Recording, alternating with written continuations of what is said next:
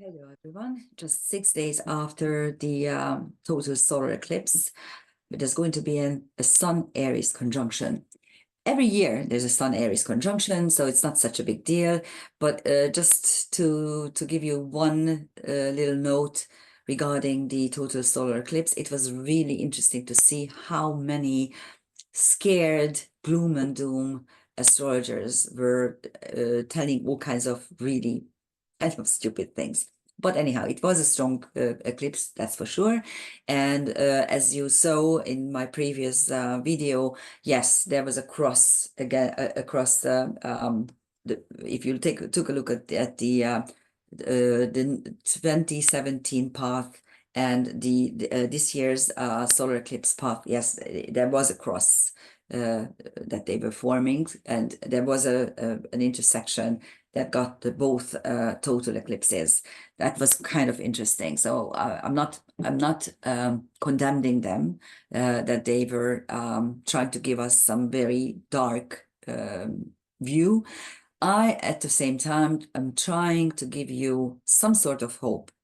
These are difficult times. I'm not going to question this, especially if you look around, there's this really stupid programmed chaos that the powers that be want to just change everything and want to completely destroy and demolish whatever has been built in the last 60 years. That's for sure. And there are reasons, economic reasons for that, because the power, the empire that is running the world has run out of money. And the best way to make money is, besides printing, of course, is to create a war, because war costs a lot and people are paying a lot. And of course, inflation. When you raise the price of goods, then it's the people, we the people, who are paying for those wars. And of course, all kinds of economic crisis where you all of a sudden have collapses, and then you can buy back whatever is there for a fraction of the price. Anyhow, let's take a look at the chart of the Sun Aries conjunction, which is going to be exact at 7:33 a.m. London on the 14th of April. And I gave the title of this particular video, Can we find allies during these drastically altered outward circumstances? And if yes, how and what sort? Which I didn't put there, but that's what it is. And Aries, of course, is the centaur or the TNO of drastically altered outward circumstances. And the sun in this Kazemi conjunction, Kazemi means in the heart of the sun, simply infuses Aries with both energy and consciousness. So actually, this is a moment in time when we can actually look at the world around us, how it is being demolished and destroyed, the world that we saw and loved and lived in. It's not going to, there's no turning back. There's going to be a new era, but it depends on us as well. I always tell you that, yes, the powers that be have a plan, fine. But that plan doesn't work always, because it's we who can actually say, no, we don't want that. We want something else. So that's a moment in time, a reckoning, where you can actually decide what you are going to do and how you're going to live your life, because that's what these all kinds of conjunctions suggest. Because there are a number of tight and relevant conjunctions in this chart. Let's take a look at, maybe we can answer the question, how can we find and what sort of allies can we find under drastically altered outward circumstances? Here are the conjunctions. The sun, of course, is conjunct Aries. This is the reason for this video. The moon has just crossed over Vesta a couple of hours earlier. Vesta is a focusing principle, and the moon is our emotions, our family, our homeland, our immediate nucleus. So something that is important to us, and it's in Cancer in its own sign, so it's very strong. So we can actually focus on what's important to us and focus on what's in our heart. Mercury retrograde is going to be exactly conjunct Chiron in maybe a day, but it's quite close. So now we can reflect retrograde Mercury on our karmic wounds, which are in Aries are linked to fire, wars, aggression, violence, all kinds of horrible things, what is happening around us. On Mars, there's Saturn, but finally it's behind Mars. This Mars is not very strong. Pisces Mars is great for lovers, but it's not a fighter really. It's a mishy-mushy warlord who is really trying to steal things behind the scene, tries to meddle, tries to use smoke screens. And that is why you see that in the wars there's a hold, and also there are all kinds of terrorist attacks, really, not really true bloody fighting, which is in a way okay. But then Saturn now is no longer blocking this Mars, it is backing it up. So there's this supporting conjunction. The Jupiter-Uranus conjunction is getting ever tighter. In 6 days, they are going to be exactly conjunct. I'm going to show you the space-time energy there. There is a triple conjunction of dark moon, the curse, the acceptance of the curse, trans-Pluto, channeling and dimension jump, and Juno, the first lady. Actually, trans-Pluto is also some sort of first lady because she is Persephone, the wife of Hades, Pluto. On the ascendant of the London chart, you have Semna, creation through dissection. And on the midheaven, you have Pluto, transformation. So that's the space-time moment. If we take a look at the transcendental objects, there are a lot of them. And as you can see, there will be a lot of Egyptian, so the old Egyptian gods are resurfacing, kind of. On the Sun Aries conjunction, you have Khufu, and Khufu or Cheops is one of the pyramid builders. He was a very famous and very strong pharaoh. On the Moon, you have Medusa, Bianor, and Mirzam. Again, the color code is for the asteroids, which is the personal karmic level. You have magenta or person or purple or lilac, or the centaurs or TNOs or SDOs, trans-Neptunians. These are describing our karmic wounds that are usually karmic wounds can turn either into phobias and fears and scares, or unique traits and ingeniousness, but the two are kind of linked always. So even if you have some sort of ingenious trait, the root cause was always a trauma that you were able to overcome.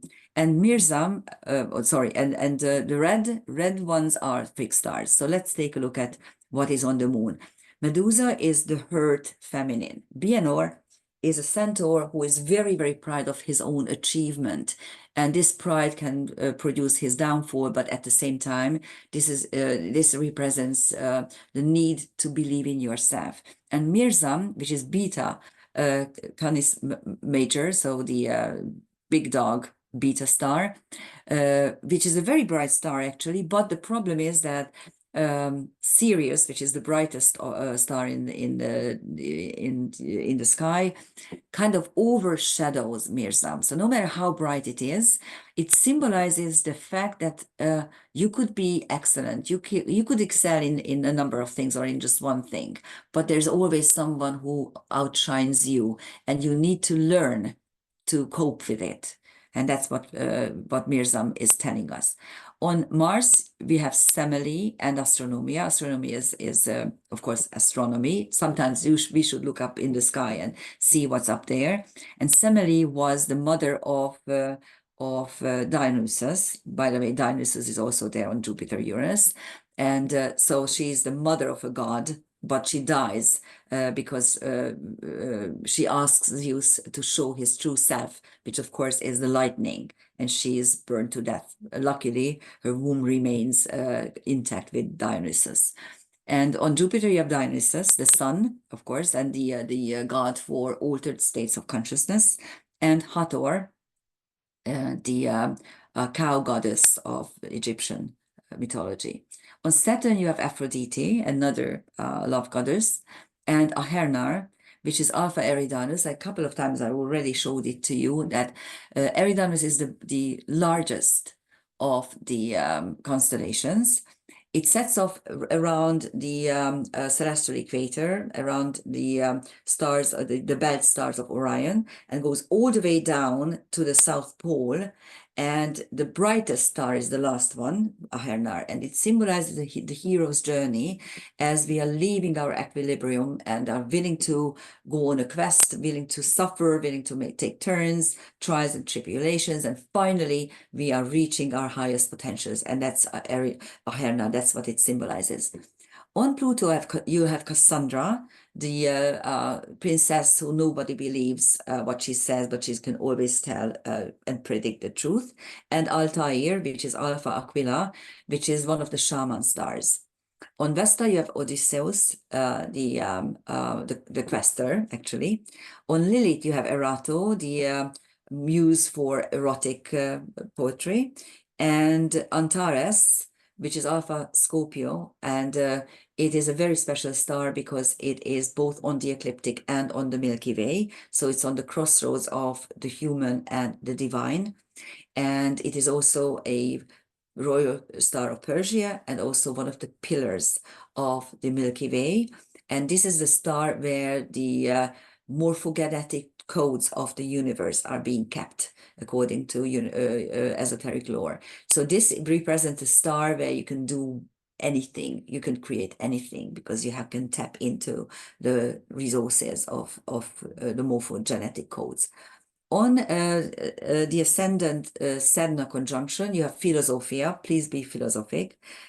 You also have Athene, another Pallas Athene archetype, wisdom, and the Pleiades, the home of the goddess. This is the tiniest of the constellations. It's quite interesting that you have the longest Eridanus and the shortest, the smallest in this particular chart. On the descendant, you have Sisyphus, which shows that the war is not going to end. The NATO on the NATO summit, the secretary, main secretary, made a speech in which he simply said that it should be no longer the responsibility of the nation states. There should be some kind of coalition, world government, in other words, who should decide, not the people, not we the people. So what happened to democracy, I should ask. Mark Twain was right. He said, do you think that if this was real, they would allow us? He was completely real.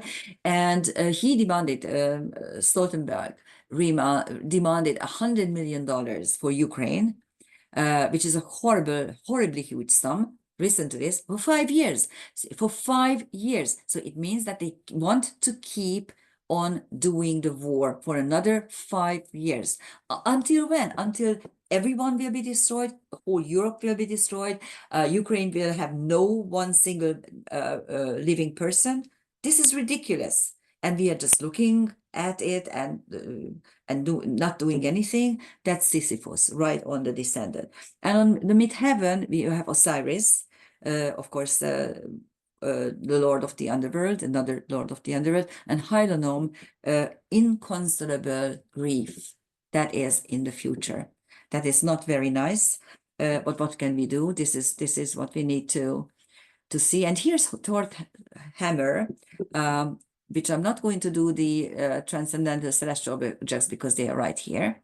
But if you take a look, this is what happens when you have multiple conjunctions, and all you need to see is whether or not something is closing it.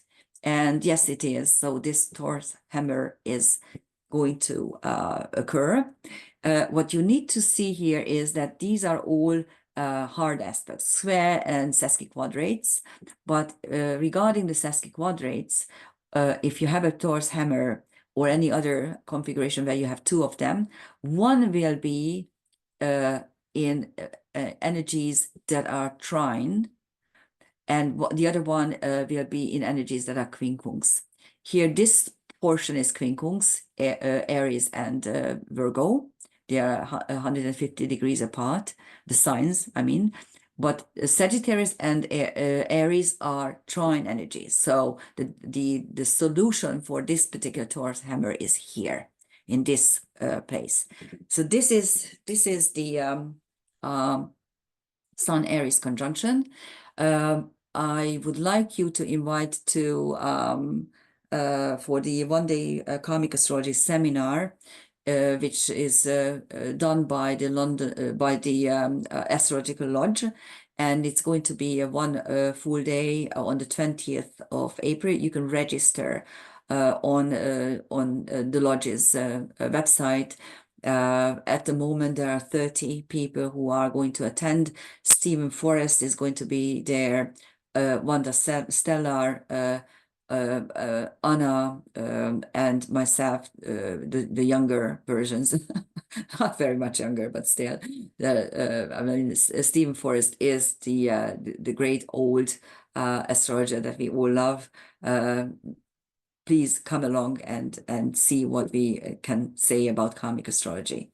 Thank you for listening, and try to understand the chaos around you. This is what I wish for you, and I hope you will be able to. Thank you for listening. Bye-bye.